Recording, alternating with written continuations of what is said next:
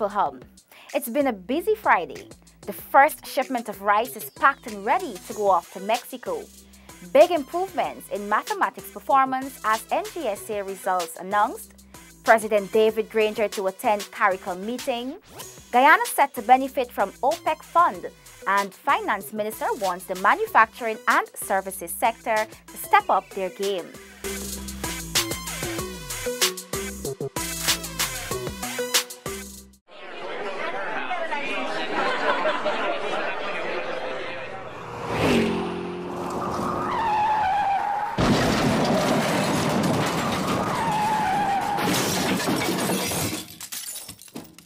Thanks for staying with us. The first shipment of rice is packed and ready to leave Guyana for Mexico. Zanil Williams was at the John Finance Wharf today and filed this report. The much-talked-about rice export agreement with Mexico is in full effect as the first batch of paddy is being loaded for shipment at the John Finance Wharf. Alison Peters, head of the Guyana Rice Development Board, GRDB, says Guyana can export some 150 tons of rice and paddy duty-free to Mexico before year-end. A Mexican business recently ordered 16,000 tons of paddy from Guyanese AC Hack & Sons Company. The Mexican government did give 150,000 tons duty-free access into Mexico, and this is part. I think this company has utilized part of that duty-free access to get into Mexico. What has happened, this first vessel is going to take 17,000 tons, and the exporter has signed a contract for 60,000 tons to go into Mexico between this month and next month. The government has been stepping up efforts through diplomatic processes to find new international rice markets. Peters notes that the agreement stemmed from a visit to Mexico in 2015 by Prime Minister Moses Nagamutu. The GRDB sent a team to Mexico earlier this year, and another trip is planned shortly in efforts to expand rice exports. This is a new market opening up for us. The government of Guyana is still trying to make another government-to-government export through the Mexican Rice Council. The vessel being loaded with paddy will take some 4 days to be loaded with good weather. Rice and paddy consumption in Mexico exceeds 1 million tons per year. They import more than 80% of grains. Zanil Williams for Info Hub. Big improvements in mathematics as School of the Nation's Saskia Touahir tops in the National Grade 6 assessment. Sonika Thorne tells us more. Mathematics was the most improved subject at the National Grade 6 Assessment NGSA, which recorded a 16% pass rate in 2017 as against 14% in 2016, as Saskia Touahir of School of the Nations topped the country. This was announced by Minister of Education Acting Nicolette Henry today. When we looked at the performances in 2015, 2016, and 2017, I'd kind of like to look at trends because it gives you a good idea of where you're going and where you need to make the adjustments.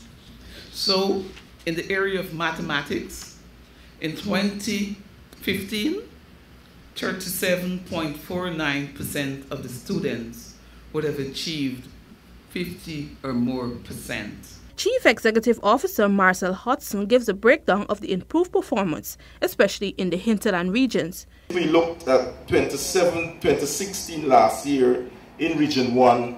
We had 6 children who were able to get 50% or more. They are not in the top 10, but I'll tell you this, in 2017, that number went to 172. The country 2017 mathematics pass rate could be accredited to several factors, including the government's intervention of a program for emergency education reform, PEER. PEER is aimed at strengthening the teaching capacity of mathematics at the grade 6 level in public schools. While in English, there was a 54% pass rate in 2017 as compared to 42% in 2016. Whilst in 2016, there were 28% passes in science, there is almost a double improvement pass rate of 46% for 2017. Social studies, which was always a high performance subject, moved from 46% to 48% this year. More than 12,000 students wrote the National Grade 6 assessment across the country in April. Sonika Thorne for Info Hub. Thank you, Sonika. President David Granger will attend the 38th CARICOM Heads of Government Conference in Grenada next week. Delicia Haynes has the details. His Excellency President Granger, the outgoing chairman of the conference, will address the meeting's opening ceremony. Minister of State Joseph Harmon explains. His Excellency will also take the opportunity to brief his colleagues on the Guyana-Venezuela border controversy. The 38th Conference of Heads of Government of the CARICOM will be held under the chairmanship of Prime Minister of Grenada, Dr. Keith Mitchell. The CARICOM single market and economy are among the issues on the heads of government's agenda, Minister Harmon explains. Among other things, the heads are expected to deliberate on such matters as the CARICOM single market economy, a work plan and budget for the region's single ICT space, and the CARICOM Human Resource Development 2030 strategy. The Conference of Heads of Government is the highest decision-making body or organ of CARICOM. The conference is also responsible for making the financial arrangements to meet the expenses of the community. For the Info Hub, Delicia Haynes.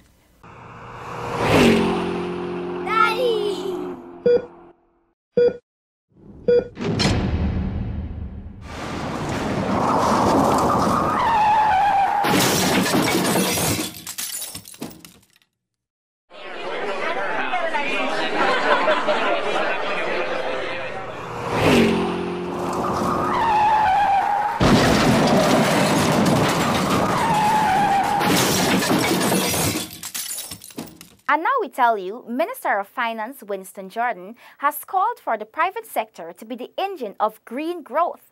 Paul McAdam was at the Guyana Manufacturing and Services Association dinner at the Pegasus last evening, and here's his story. Minister of Finance Winston Jordan at the GSMA dinner at the Pegasus Hotel on Thursday evening said that the private sector has a responsibility to make the transition for a clean, green, sustainable economy in Guyana.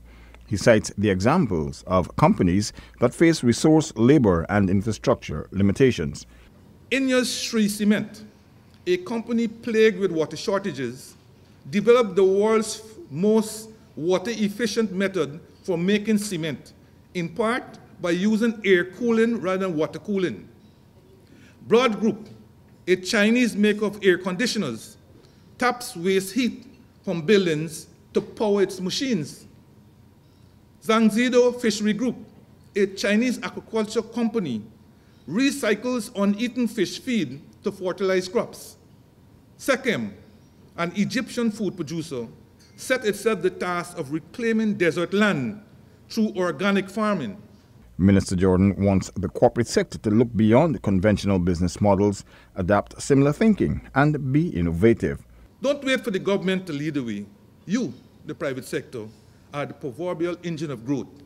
You shall now seize the initiative to be the engine of green growth. The government, he says, will lead by example and continue to create the enabling conditions for a green economy. Paul McAdam for the Info Hub. Paul joins us again to report that Guyana is set to sign an OPEC fund for international development as the government takes further steps to promote trade and investment operations in the country's oil and gas sector. The announcement was made today by Minister of State Joseph Harmon at the post-cabinet press briefing at the Ministry of the Presidency. Guyana will sign the Organization of Petroleum Exporting Countries Fund for International Development, OFID, Agreement for Encouragement and Protection of Investment in Vienna, Austria on July 14, 2017. The agreement between Guyana and OFID will provide opportunities for Guyana to benefit from OFID's resources to advance private sector, trade finance, and public sector operations. Minister of Finance Winston Jordan will sign the agreement on behalf of government. The OPEC Fund for International Development is a financing window endowed with its own resources through which it channels support directly to the private sector in developing countries. The objectives of the fund are to promote economic development by encouraging the growth of productive private enterprise and supporting the growth of local capital markets. Under the OPEC Fund for International Development, loans are made to financial institutions for on-lending to small, medium, and micro enterprises, as well as directly to specific projects. Paul McAdam, Info Hub. As we begin to wrap up, Info Hub today spoke with some of the top students who sat the NGSA. Here are their reactions. Meet Saskia Twahir. She topped the country at the National Grade 6 Assessment and soon will be attending Queen's College. A student of School of the Nations, she has not chosen what her career path is as yet. However, her dream is to attend an Ivy League university. The overjoyed Twahir says that she never expected to do so well. Everyone was saying that I'll do well, and so I guess I got that encouragement from everybody. Meet 11-year-old Raj Siram of the Swami Puranandi Primary School, an aspiring scientist. He was one of the top 10 students at the National Grade 6 Assessment who attained a place at Queen's College. Siram is elated and shared how he prepared for his examinations. After I'm finished with my homework, at lessons, I usually study, and I do a lot of late nights studying. However, Siram pointed out that he was supported for his achievement. He shared who was in his corner. My parents, my teachers, and most importantly, God. Gerard Roberts of Marian Academy, another National Grade 6 Assessment top student, says that he thanks God and his parents for his achievement. He too will attend the Queen's College. Robert wants to become a pilot. I just studied with my mom. We went through ways that we could reason questions and see and think outside of the box, not only what we learned and exactly putting what the notes have. Aspiring to become an engineer is 11-year-old Tristan Passad of Academic of Excellence, who tied with several other students for the second position at the National Grade 6 Assessment. I am very happy. What are some of the things you did to achieve this? I read a lot, I did frequent revision, and I had to relax to calm my brain down. A total of 13,329 students wrote the National Grade 6 Assessment from all 10 administrative regions. Parents and students can access the results by logging onto the Ministry of Education website at education.gov.gy. The candidates' timetable will provide access to the students' performance. Delon Sanko for Info Hub. And finally, today we introduce a new feature, Sports Hub with Tamika Garnett. Here she is now.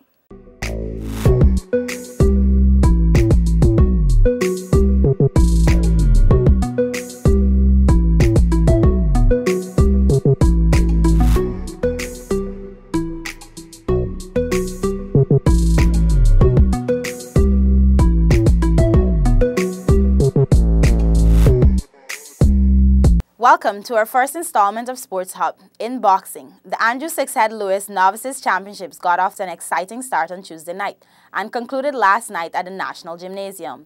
Ishan Khan of Harpy Eagles sent GDF's Jason Mickle to the canvas, but then Khan missed the weigh-in and Republic Gym's Trevor Williams won by walkover. Turning to basketball, the finals of the Youth Basketball National Schools Festival is tonight at the Cliff Anderson Sports Hall. Pleasant Secondary will take on Marian Academy. In athletics, National triple jump record holder Troy Doris became the latest Guyanese to qualify for the IAAF World Championships in August after finishing second behind American Christian Taylor at the Ostrava Golden Spike meet in the Czech Republic this week. Winston George, Vanessa Thompson, and Cadicia Beard have also qualified for the championships.